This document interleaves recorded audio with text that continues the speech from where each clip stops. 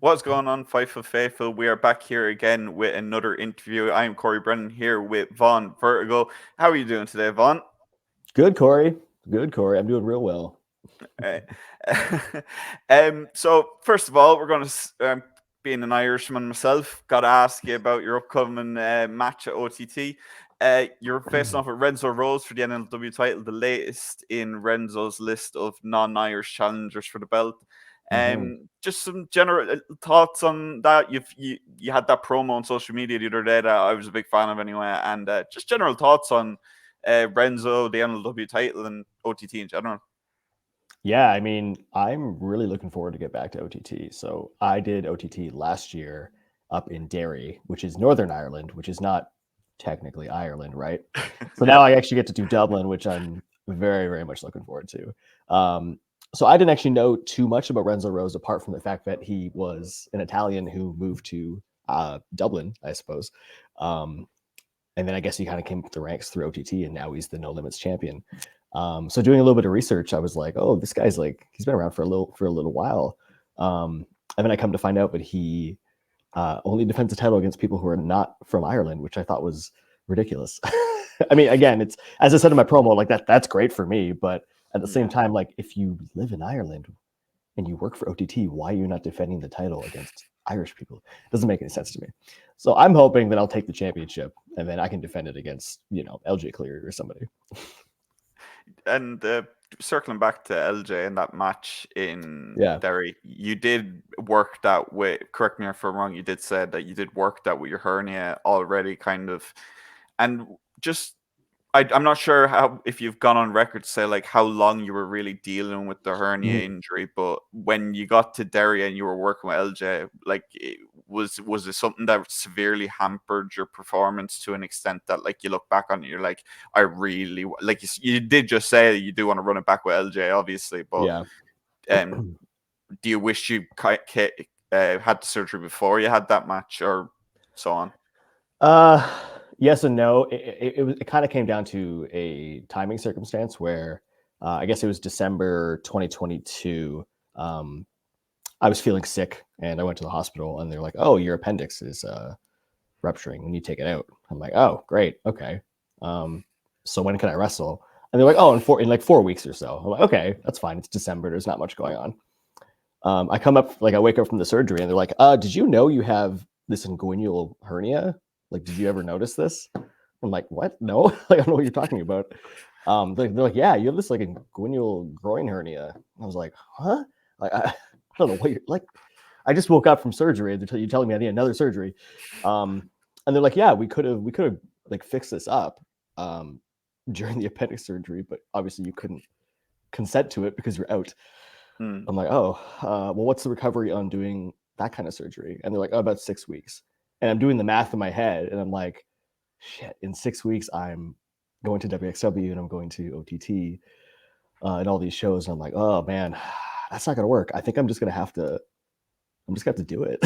Like, yeah. And I had like this tag match with the Motor City Machine Guns coming up as well. So I worked I recovered for 4 weeks, like I was supposed to for the appendix. And then I wrestled for about, I guess it was probably 6 to 8 weeks with the hernia. I probably had about 10 matches or so. And for the majority, it was okay. Because the thing with the hernia, at least what I had, is that the longer you're standing up, the more you're around, the more it kind of protrudes. So I did the first couple matches in Canada. It was okay. In February, the hernia wouldn't go back in place. So I had to go to the hospital and they had to sedate me and put it back in place. And then I'm looking at my schedule and I have like 7 flights. And I'm like, oh man, this isn't a good idea. But at the same time, like I worked for this, like I needed to go do it.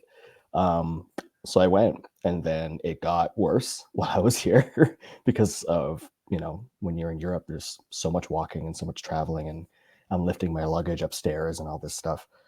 But I got through it. I didn't die.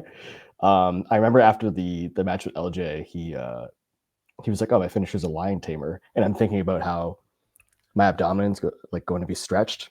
And I was like, yeah, sure, we can use the lion tamer, but I'm going to tap out immediately because there's like no way I can deal with this pain right now. And I remember like sitting in the hotel after, and I was just like, man, this is like really painful. Like I can't wait to have surgery when I get home. And also just thinking like I wish we could do this match again because we were like 10 minutes opener in Derry. Like imagine if we had 15 in Dublin or something, and I wasn't, I was 100%. Yeah, I went off on a whole tirade there. Sorry, but no, that's the story of like what happened with my hernia. Never complain about answering a question in a long way. I'll never complain about it, and I don't think anyone else will ever complain about it because that's cool. That's valuable insight like hell. And you've mentioned LJ twice there, and obviously LJ is one of the most established Irish professional wrestlers, obviously killing it in Noah and everything. But is there anyone else that stands out to you in the Irish team, the Irish scene? I said theme there. Sorry, that stands out to you that you maybe. I know you were dealing with a lot of pain with the hernia that maybe you noticed at the Derry show, but like, just is there anyone other than LJ that you want to defend the No Limits title against if you do beat Renzo? Yeah, I mean, I'm trying to think of the scene there. Like, I know I love Martin and Fabio. I don't know if they're necessarily working for OTT as much these days, but yeah, unfortunately. Those guys, I would love to do more of Trent. I just wrestled Trent in Destiny in Toronto, but to actually do something with him in Ireland would be awesome. Obviously, he has, the heavyweight championship to worry about, but if he wants to come back and go for that No Limits championship, that would be a really, really fun time because we wrestled for like 25 minutes in Toronto, and just doing that in Dublin would be like a really, really fun vibe for me. And I have to ask a very important question for you here. In that promo that you had the other day, you did mention Ancestry.com. Is that shoot or is that work? Or do you actually have Irish blood now? Because I think that might rub Renzo the wrong way, especially if you. He tried to say Damo couldn't. He's Northern Irish, so like he's always looking for the loopholes. So that's a good point. I really should have mentioned that. To be honest, I don't necessarily know my Ancestry.com. My family does. I know that there is some Irish in my blood. Yeah. I don't know the percentage. It might be more. It might be less. I have no idea. But it's in there. I'm a mix of like all the white ones. Scotland, English, a little bit of German. I'm all of those. And just while we're on the topic of Europe in general, you're in Denmark at the moment with Body Slam Wrestling, I believe, correct? And you've kind of been jumping around across Europe as well as Canada. And for me personally anyway, there's not as many North American stars coming over to Europe as there is European stars going to North America, if you get me. So for you personally, what does that do for you? Obviously, because the European style, I feel anyway, is a bit more fast paced and a lot more technical than it would be in the States. Like, yeah, for me, again, this probably goes into a tirade again, but this goes back to like 2016, 2017, where I was like 3-4 years into wrestling. I at the time was always wrestling in like scrambles and like 8-man tags and like all these forgettable like wrestling matches. And I kind of went to one of the home best companies we had at the time, Smash Wrestling, which many are familiar with. And I wanted to know how to get on the company. Like, how do I get a part of it? And they just said like, oh, you're not there yet. You need to go build a name. And I'm looking at the US and like Mike Bailey had his issues with like getting banned and whatnot. And I'm like, oh shit, like how do I make a name if I can't really like focus on the US? And I was like, Europe, that's really the option.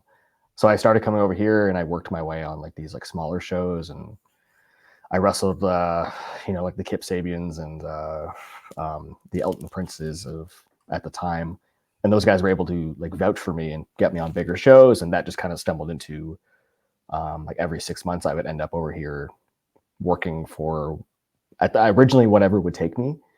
And then that quickly developed into, working for like Attack and like Southside Wrestling and IPW and all these companies that were, kind of mid-level to high-level indies over here. And then it turned into me traveling all over the European scene and getting to wrestle, all these guys from different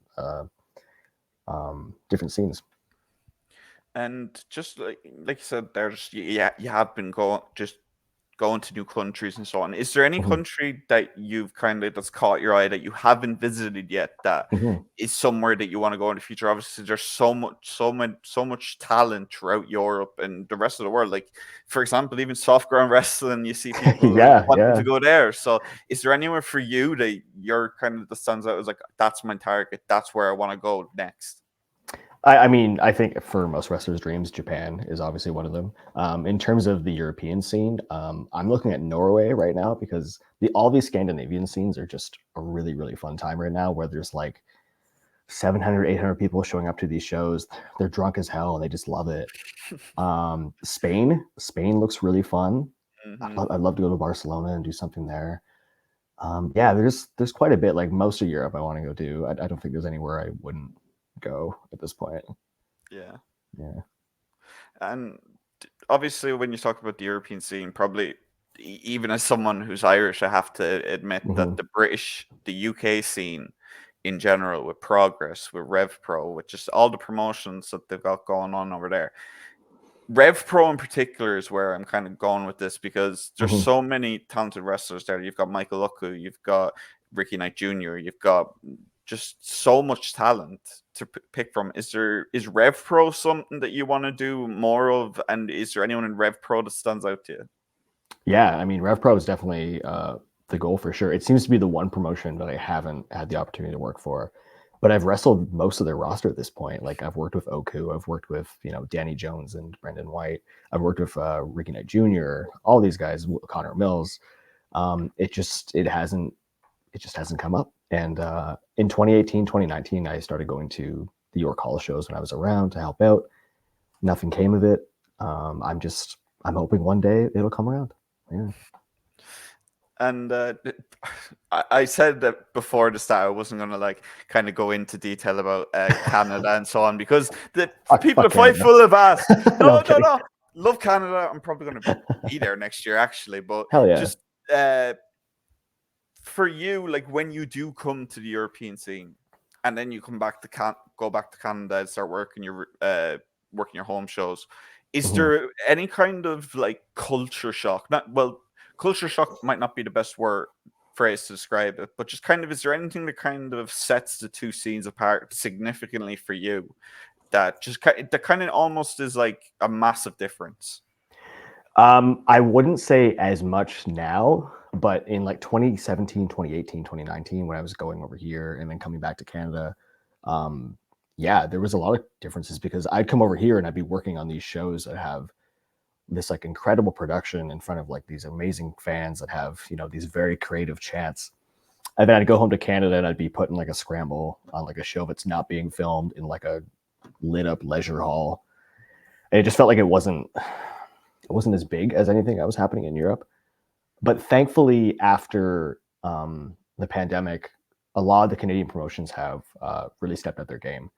And pretty much all of them have some level of production, whether it be like Titantrons or a lighting setup and whatnot. So it makes all the promotions over there feel like a bigger deal. It's just a matter of time before people start paying attention to our promotions because, I mean, I'm curious for you, like obviously working for Fightful, you probably have a better understanding of independent wrestling around the world than most people do. But what Canadian wrestling do you know? Because this is something I always ask people when I'm over here, and I'm curious to wonder.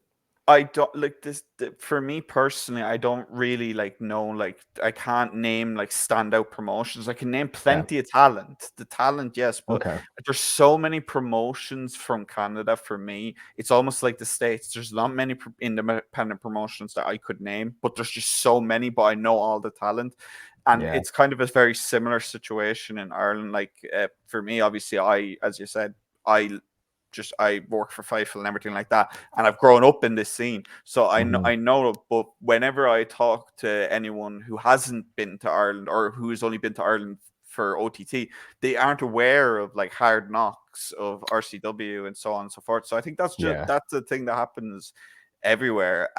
But like that's another thing kind of that I actually wanted to ask you as well. Obviously, OTT is the marquee promotion, but there actually is a promotion in Ireland called Hard Knocks Pro Wrestling. Yeah, and they've got so much young talent down there. And for you, obviously OTT is the pinnacle in Irish wrestling, but is Hard Knocks something, or RCW something like? Would you want to go to the quote unquote smaller Irish independent promotions as well while you're here? I mean, Hard Knocks I think was run by, is it Steve Savage, I believe. Yeah, I've been in contact with him, trying to get something together. I was also trying to do something with Fight Factory, as well. It all comes down to the time frame I'm over, and then if I'm already booked on something else or whatnot. It just so happened these past 2 times OTT has worked out. And I do have one thing that it's kind of a test. I want to see how people like it. I'm going to ask any talent that I interview just one move that's in their arsenal. I'm going to say it, and I want you to just tell me why you decided to start utilizing the move. And is there someone out there that does it perfectly other than yourself? And then just like that. So for you, a move that I think that you do excellently and do it better than most people in the world is the Snapdragon Suplex. I love your Snapdragon. So I'm curious, what made you want to use it? Is there someone out there that you think has the clear best Snapdragon in wrestling history? I mean, I call it a half and half personally. Yeah. But for me, Generico is the guy. Sami Zayn, whatever you want to call him. For me, his is the best. He does the full wrap around, the hammerlock style, and then the over, which is the more unsafe version. And then there's the kind of safer version, which is like the Kenny Omega one where you do that one. I do that one unless people are crazy and they want to do this one, then I'll do that one. Yeah, probably Sami Zayn. There's quite a few people using it out there though. And, I thought you were going to say Shining Wizard because I had the hat on. Probably I should have picked up on that, to be honest. Nah, don't worry about it. And just before we do finish up, Vaughn, is there any bookings you want to tell people about coming up in Europe, in Canada, anywhere? Yeah, for sure. So I'm going, depending on when this is released. I got Attack Wrestling May 11th in Cardiff, Wales. OTT May 12th, as we were talking about. Then I'm coming home. I have Destiny Wrestling May 18th. Alpha One Wrestling, I'll be defending the tag team titles May 19th. C4 Wrestling May 24th. That's in Ottawa, Ontario. And then I'm wrestling Michael Oku on May 26th for Smash Wrestling in Toronto. And yeah, that's the immediate stuff that's coming up. Really looking forward to wrestling Michael Oku. Been waiting for that for a long time. I can imagine. And just before I do let you go, I do want to ask you specifically about Michael, because Michael is someone who he stepped up. He's pretty much stepped into the role that Will Ospreay held in the British scene for so long. And personally, for me anyway, I think he's absolutely filled those shoes and then some. And is that something, working with Michael, is that something that stands out to you as working with one of the best wrestlers in the world today? Oh, 100%. 100%. I thought Michael Oku has been one of the best for a while now. Back in 2018, I think I met him because I was booked on a show, or sorry, he hurt his wrist or his arm or something, and I got a call while I was over here to wrestle Maverick Mayhew because he got hurt. And then I got to meet him later that time when he had his arm bandaged up, and I was like, oh, this is Michael Oku. The next time I saw him, I was at Rev Pro. He was wrestling Pac, which led to everything he was doing in Rev Pro. And then I saw him wrestle in a tag match with Walter at Progress, and myself and Brent Banks were like, this is the guy. Like, this is the guy that the scene's gonna be built around. And then obviously following him through the pandemic, there's nobody who puts as much time and effort into their presentation, into their merch, into like everything about this business more than him. And I'm just so happy that it's paying off for him now. And obviously he's had these incredible matches with Ospreay.